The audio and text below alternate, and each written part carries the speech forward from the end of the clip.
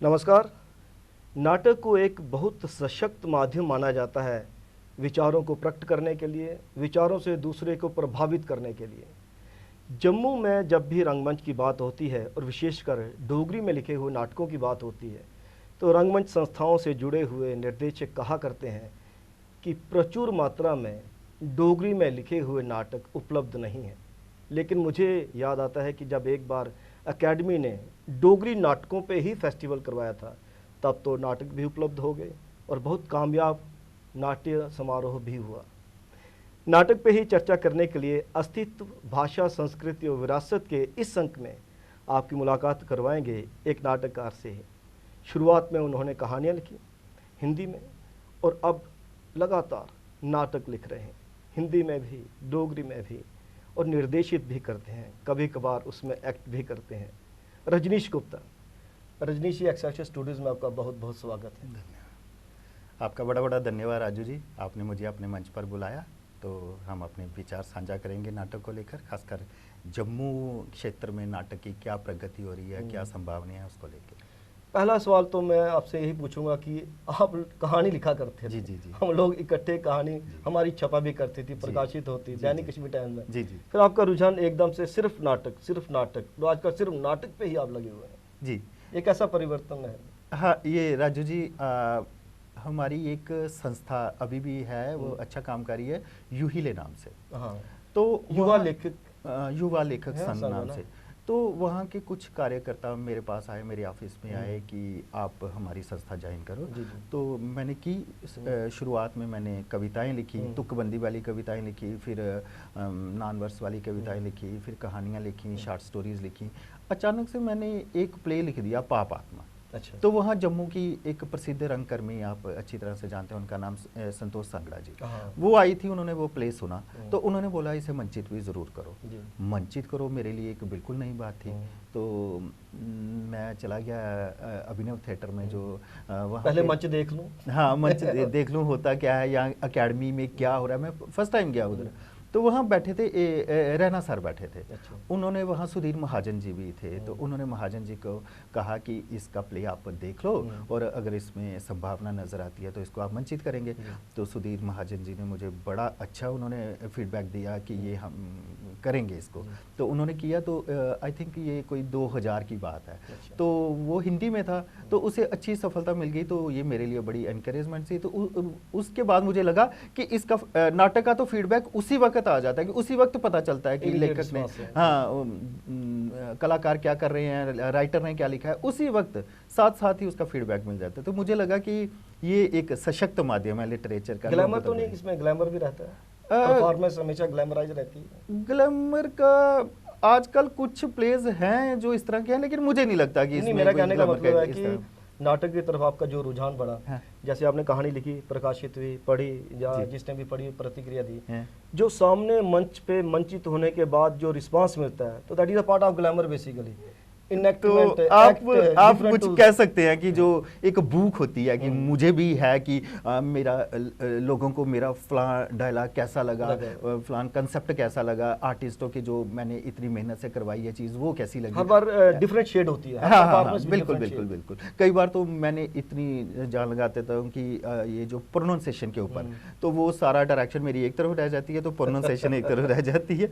तो जब कॉम्प्लिकेटेड काम है। हाँ, तो जब यूथ जो आज का जो यंग है वो डोगरी में कोई एक ऐसा शब्द बोल देता है कि वो जो मैंने भी अच्छी बड़ा रेयरली सुना है, तो वो जब बोलते हैं उसको अच्छी तरह से मुझे सेटिस्फेक्शन हो जाती है कि हाँ, हालांकि मैंने किसी को चाहे 2 शब्द सिखाए हैं डोगरी के, सिखाए तो है। जी। तो भाषा के हवाले से या सांस्कृतिक विरासत को सहेजने के लिए भी नाटक जो विधा है बहुत कामयाब विधा है जी। तो इसमें आप डोगरी में भी लगातार नाटक लिख रहे हैं। जी।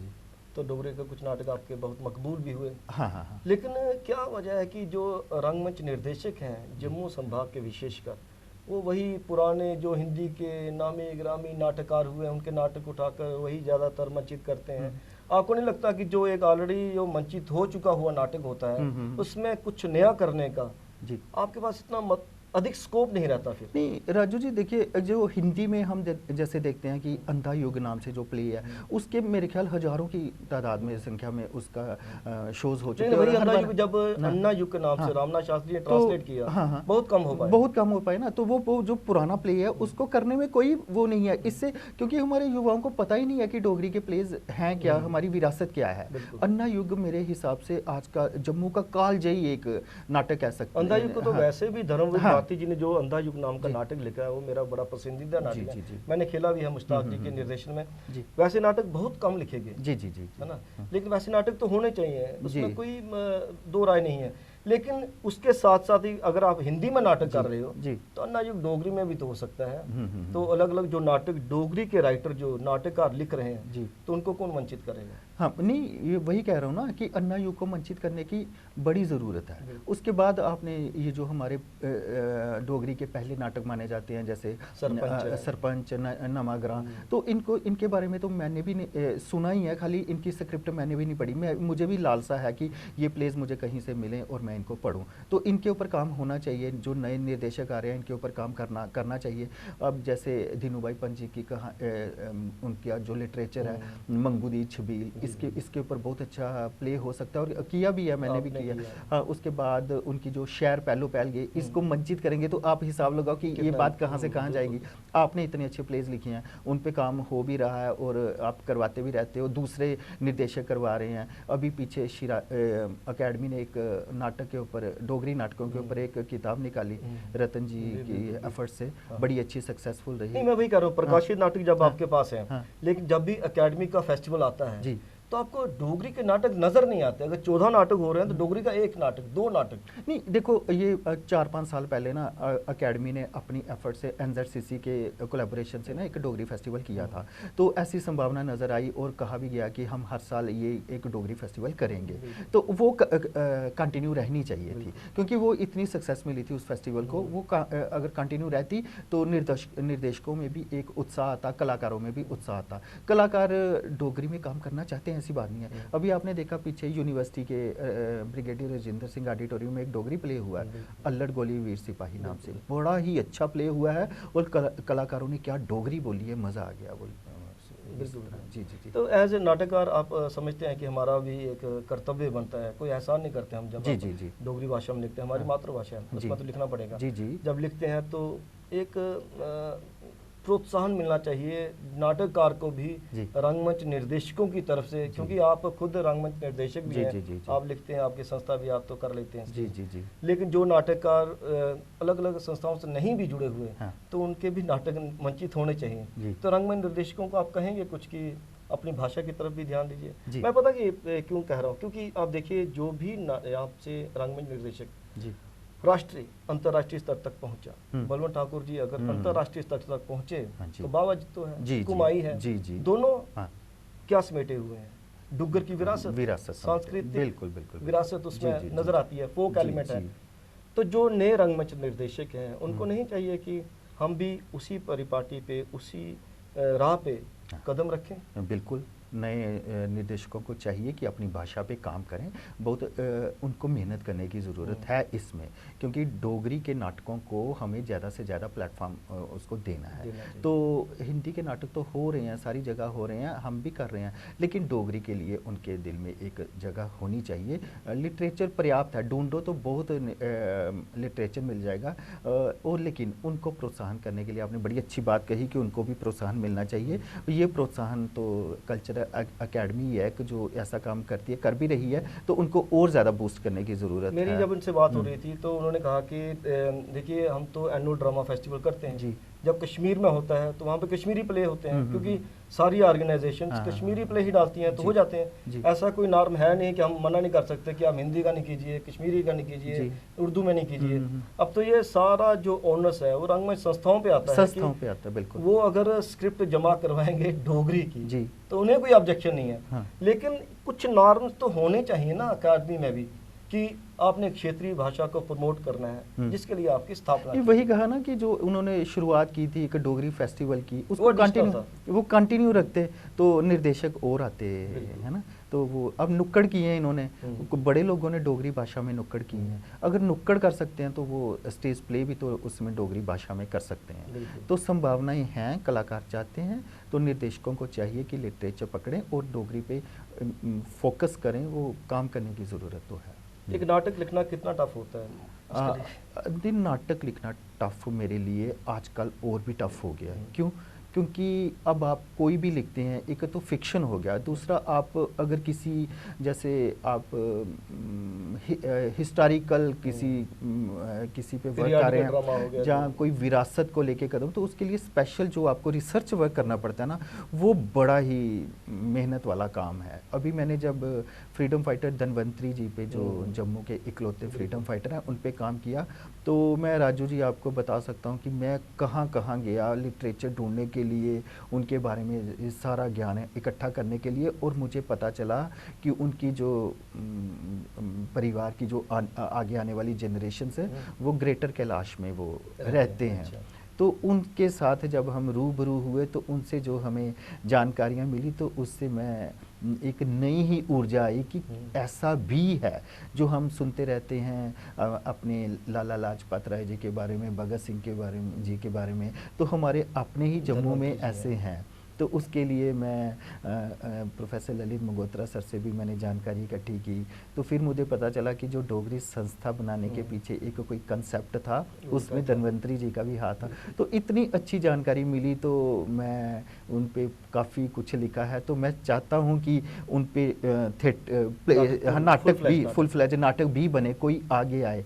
मेरे पास एक है वो मटेरियल सारा। तो आप ये क्यों नहीं करते? हाँ, मैं खुद भी करूँगा, कोशिश ज़रूर करूँगा। तो अब मेरे जो आगे फेस्टिवल होगा, मेरी है इच्छा कि मैं गोदान प्रेमचंद जी का उसको भी डोगरी में रूपांतरित करूँ।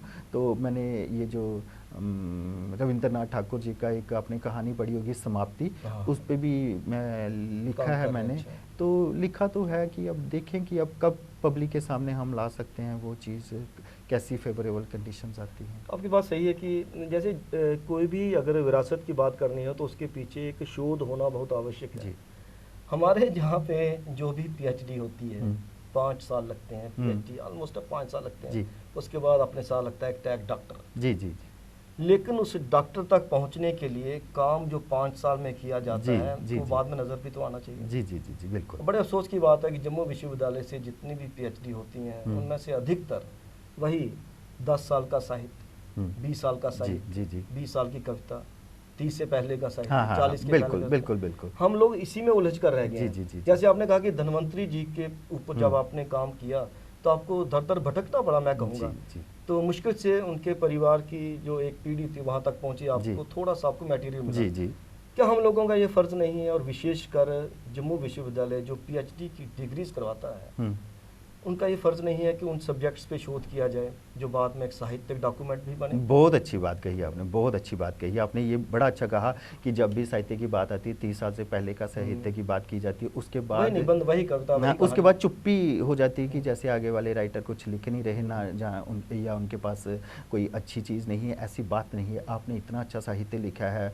मेरे ख्याल पिछले 20 सालों से ऑनवर्ड्स आपने बहुत मेहनत की है। मैं पढ़ता रहता हूँ, लगभग हर जो न्यूज़पेपर होता है या सोशल मीडिया होता है वो आप हम तो लिख रहे हैं, रेफरेंस देते हैं ना। तो शोध तो के लिए तो बहुत वक्त चाहिए। हाँ, तो जो मेरे ख्याल में जो शोध करता है उसका काम भी है, उसका काम है ना सारा, वो है उसका काम। तो इन टॉपिक्स पे काम होना चाहिए। जम्मू में बड़ी ऐसी चीज़ें हैं जिन पे शोध किया जा सकता है। कुछ फोक एलिमेंट है हमारे पास, बहुत ज़्यादा फोक एलिमेंट है। लव स्टोरीज खाली कुंजू चंचलो नहीं है, और भी बड़ी लव स्टोरीज मिल जाएंगी। ज़रूरत है आपको रीजनल क्षेत्रों में जाने की, भद्रवाह, किश्तवाड़, डोडा, इनको खंगालने की ज़रूरत है। बड़ा इनकी फोक स्टोरीज़ में बड़ा कुछ निकल आएगा।